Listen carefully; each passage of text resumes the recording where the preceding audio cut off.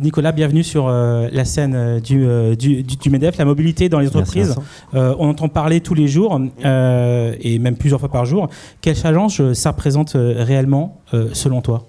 Je pense que ce qui est intéressant par rapport à tout ce que tu montrais sur Mobile World Congress, c'est qu'on est aujourd'hui très très au-delà simplement d'une question autour du hardware, du software, etc. On est dans une période, lorsqu'on parle de mobile, de choc culturel profond. Je pense que c'est véritablement ça dont on parle. C'est particulièrement vrai pour les transformations d'entreprise, c'est un petit peu ce dont on va parler avec Jean-Philippe juste après. Mais c'est véritablement effectivement du choc culturel. C'est-à-dire que mettre un smartphone dans la main d'un consommateur ou d'un usager, développer une application mobile, mettre de l'intelligence artificielle ou de la réalité virtuelle, ou tout simplement profiter des possibilités de mobilité des collaborateurs, c'est pas simplement un projet, c'est une transformation très profonde de la façon dont l'entreprise travaille. On le voit bien, la captation de données, c'est rien si derrière le back-end ne s'applique pas, si le service client ne s'applique pas, se transforme pas. Et de la même manière, lorsque je fais du mobile caching et que je mets mon smartphone devient finalement ma caisse enregistreuse, c'est pas simplement la façon de finalement capter le flux de transactions sur le point de vente qui change, c'est toute la façon même de penser mon interaction et ma chaîne de valeur de manière globale. Donc on parle vraiment de choc culturel et j'insiste vraiment sur ce terme-là puisque en fait dans le sujet de la transformation d'entreprise, ce qui fait que ça fonctionne ou pas, c'est pas la technologie, c'est pas la qualité de sa mise en place ou de son implémentation comme on dit en anglais, c'est véritablement le facteur humain et donc le facteur d'accompagnement et de change management. Je suis tout à fait d'accord.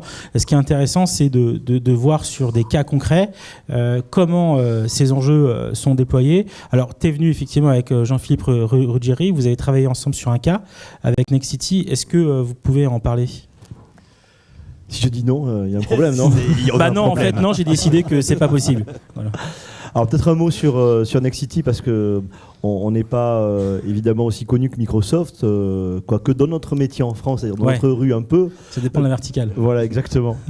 Nexity, en fait, c'est quoi ou c'est qui ? C'est le premier opérateur immobilier français. C'est un peu plus de 3 milliards d'euros de chiffre d'affaires. L'essentiel de l'activité est constitué par la promotion immobilière de logements, un peu plus de 2 milliards. C'est ce dont je suis le patron. Paradoxalement, c'est l'immobilité de nos produits et de nos clients dans leur démarche qui nous a conduit à la nécessité de beaucoup de mobilité.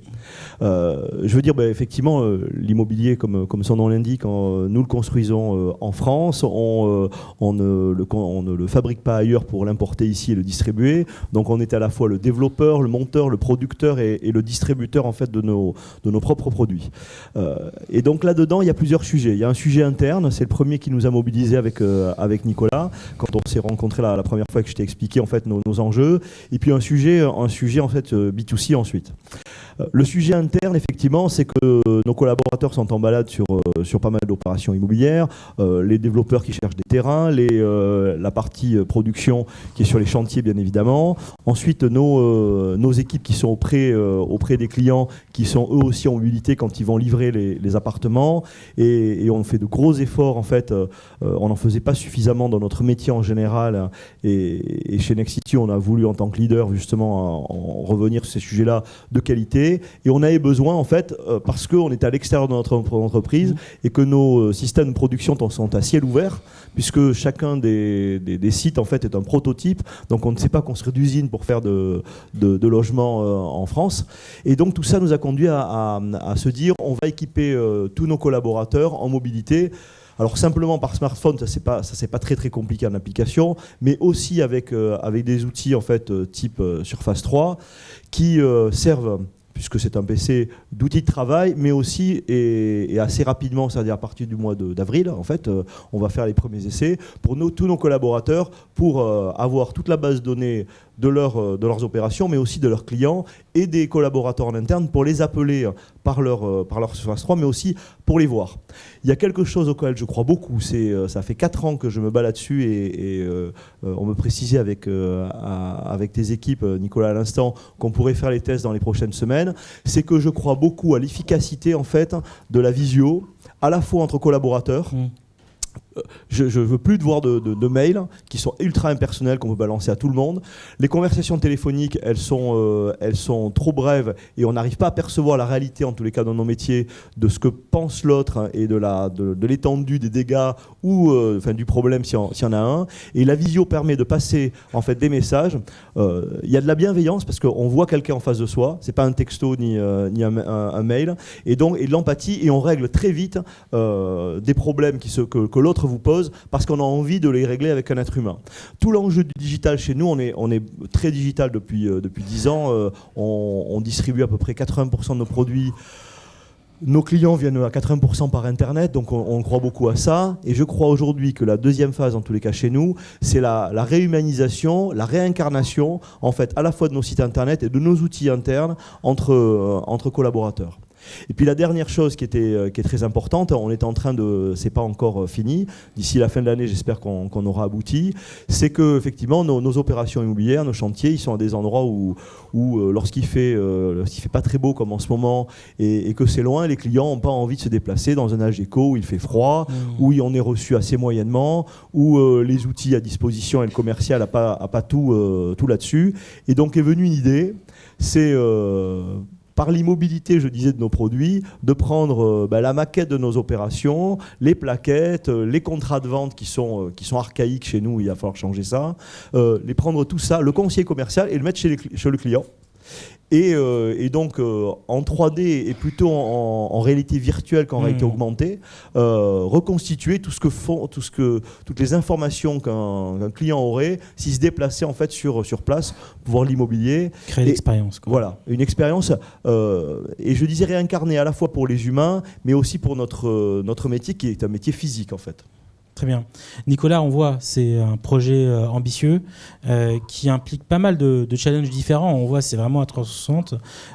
Quels conseils tu pourrais donner pour une entreprise qui aimerait vraiment démarrer un programme comme ça de mobilité pour accompagner ses équipes et au-delà de ça, accélérer dans sa transformation numérique? Effectivement, ce que décrit Jean-Philippe, c'est à la fois de la mobilité des collaborateurs, hein, c'est mettre finalement, dans ce cas-là, une surface, ça aurait pu être n'importe quel autre périphérique, mais c'est bien que ça soit une surface, dans la main des collaborateurs, c'est favoriser finalement du visio call en situation de mobilité à partir de n'importe quel type de terminal, c'est faire en sorte que le client puisse en un clic, à partir d'un site web, appeler en visioconférence le conseiller Nexity qui peut être en bureau, qui peut être en mobilité et avoir une conversation visiophonique derrière, et puis c'est bien sûr toute la partie, on va dire, réalité virtuelle et visite un peu virtuelle. C'est extrêmement ambitieux. Ce qui est certain, c'est que maintenant, on a à peu près 4-5 ans finalement de retour d'expérience sur ce type de projet, et qu'à la fin des fins, moi je vois 4, entre guillemets, non pas règles, mais 4 grands principes de base qui font qu'on peut ne pas planter son projet de mobilité. Et j'essaie de prendre chacun de ces principes un à un. Le premier point, c'est que ça commence avec la valeur business. Ça commence avec l'application, ça commence avec ce que vous voulez véritablement faire en termes de disruption, on parlait de disruption des processus métiers. Ça ne peut pas être autre chose que ça. S'il n'y a pas d'impact sur la réalité business de ce que vous faites, c'est probablement pas un vrai projet de mobilité, c'est plus un projet d'image. Dans certains cas, ça peut virer assez rapidement au gadget. Il faut être extrêmement vigilant là-dessus. Nous, on voit aujourd'hui, après 3-4 ans, tous les projets mobilité, premiers projets de mobilité tablette, revenir en disant super, mais en fait, ils ont terminé dans le placard, ils ont terminé dans les mains des enfants pour jouer à Candy Crush. C'est véridique. Ce que je veux dire, c'est 2 exemples très concret que j'ai eu il y a à peu près 10 jours. Donc c'est véritablement, ça commence par la business value. Le deuxième point, c'est que c'est des projets extrêmement itératifs. Il n'y a pas de règle d'or, il n'y a pas de solution simple. Il faut tester, il faut embarquer les collaborateurs, faire des tests systématiques et tester A, tester B, tester A', tester A pour voir quelles sont les meilleures façons de faire. Particulièrement sur ce type de projet qui a un impact très physique, c'est-à-dire que c'est quoi la durée de vie réelle de la batterie, c'est quoi la bonne taille d'écran et comment je recharge mon périphérique le cas échéant, c'est aussi important que la qualité de l'application. Troisième point, c'est que c'est un projet d'entreprise. Bien sûr. Donc partenaires sociaux de manière évidente, DRH, communication interne, s'ils ne sont pas dedans, 9 fois sur 10, ça ne marche pas et on termine avec quelque chose qui finalement n'est pas véritablement adopté. Et dernier point, Et c'est seulement le dernier, se poser la question de savoir quel est le bon périphérique. Lorsqu'on parle de mobilité, ça peut être une tablette, une phablette, un 2 en 1, peu importe, un casque de réalité virtuelle. Et dans certains cas, il n'y a pas de réponse simple finalement sur ce type de terrain. J'avais une question complémentaire, Jean-Philippe, autour de la roadmap. Parce qu'en fait, ce qui se passe, c'est qu'il y a à la fois une volonté du management d'aller vite, d'équiper les gens et de les former. Et en même temps, il y a quand même une vitesse d'acculturation. Il y a quand même des enjeux de... on va prendre le temps de faire descendre l'information, de motiver les équipes. Quel témoignage vous pourriez partager sur la bonne roadmap par rapport à plus ou moins à ce que vous vivez actuellement en fait? Alors, je ne sais pas si je suis un bon exemple parce que je suis terriblement impatient et je fais partie de ceux qui pensent qu'il y a ce qu'il faut choisir entre une acculturation lente et profonde et quitte à repousser un tout petit peu les fonctionnalités qu'on voulait mettre en place sur 6 mois, 1 an, 18 mois, on parle de 18 mois, et entre l'acculturation profonde pour que la prise en main se fasse et la rapidité de mise en œuvre de ces sujets-là, sachant que 18 mois plus tard, on peut avoir de nouvelles choses qui vous ont rattrapé. Moi, je fais partie de ceux qui ne pensent pas que choisir, c'est renoncer. Je pense que choisir, c'est se priver du reste. Donc je déteste choisir, donc dans ces cas-là je fais les deux. On demande à nos équipes RH et puis à nos partenaires d'aller profond dans le sillon et aux équipes techno d'aller très très vite sur le reste. Sur ce sujet-là je voudrais dire une chose parce que Nicolas est très modeste et il ne va pas faire sa promo et je ne suis pas payé pour ça, c'est plutôt l'inverse d'ailleurs. C'est qu'il y a quelques années on avait choisi pour notre CRM, parce qu'il y a un sujet dont on ne parle pas ici aussi mais qui sera embarqué dans les fonctionnalités, c'est le CRM de Microsoft Dynamics, que je voulais mettre en place il y a 5 ans en fait dans nos équipes, et parce que ça parle bien avec Outlook et que nos sujets sont plutôt dans nos équipes des sujets d'accès du CRM par l'agenda plutôt que directement dans le CRM parce qu'ils ne sont pas très techniques. On n'avait pas choisi Microsoft, on avait choisi Oracle. Et on l'avait trouvé le système Oracle plus ouvert, plus intéressant, plus connecté sur nos applicatifs métiers. Et si on s'est revu, c'est que je trouve, et c'est un petit coup de chapeau à Microsoft dans le monde et en tous les cas en particulier à Microsoft France, je crois qu'il fait pilote là-dessus, c'est que à la fois les outils et les équipes, en 5 ans, se sont transformés. Alors peut-être qu'elles ont changé aussi, peut-être qu'on les a changées, c'est possible. Mais l'architecture est complètement ouverte. À chaque fois qu'on parle d'une autre marque, et c'est pour ça que je la cite sans problème, ça pose pas de problème. On intègre tout, on est intégrateur de tout.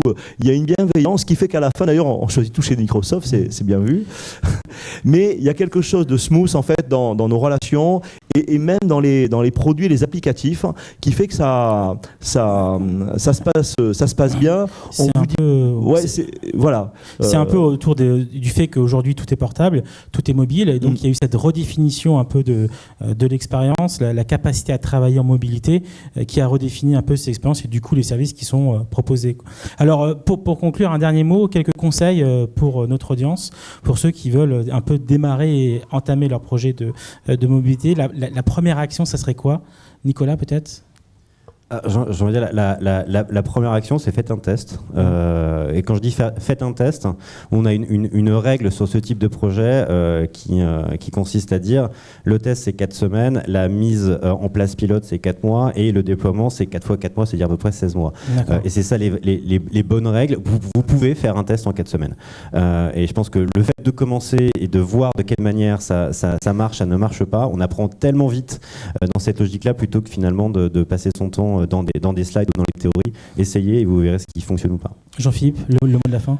Alors peut-être 2 choses sur la démarche. La première chose, c'est que je sais qu'il y a un public, beaucoup de directeurs marketing ce matin dans la salle. C'est que moi, pour faire ça, j'ai pas été assez intelligent pour le concevoir tout seul. J'ai dû me replonger avec nos équipes dans nos agences immobilières, dans nos bureaux de vente, et j'ai fait le commercial. Dans nos salons, dans nos bureaux de vente, pour comprendre comment ça se fonctionnait avec les clients, comment ça fonctionnait avec les collaborateurs. Je n'ai pas su faire autrement que de toucher en fait la relation avec nos clients et nos collaborateurs pour modifier ce qu'on a fait. Et puis ensuite, à l'instant, ce que disait Nicolas, et que je partageais, mais en rentrant dans la salle, sur les visios en fait entre collaborateurs et surtout entre clients et collaborateurs, j'y crois énormément sur la réanimation, la réincarnation et la remise au centre à la fois du client, mais de vos collaborateurs dans la relation. Tout n'est pas digital, et c'est ce sujet-là. Et j'ai dit quelque chose. J'ai dit votre visio, à la fin, mettez-moi 2 écrans avec un fil entre les deux, juste pour voir ce que la restitution finale va permettre à la fois au client et à la fois aux collaborateurs. Ne montez pas des machines infernales avant de savoir si l'interface finale, la restitution finale, elle correspond bien à l'idée que vous faites de la relation que vous avez avec vos clients et vos collaborateurs. Jean-Philippe, Nicolas, merci beaucoup. Merci beaucoup. Bonne matinée. Au revoir.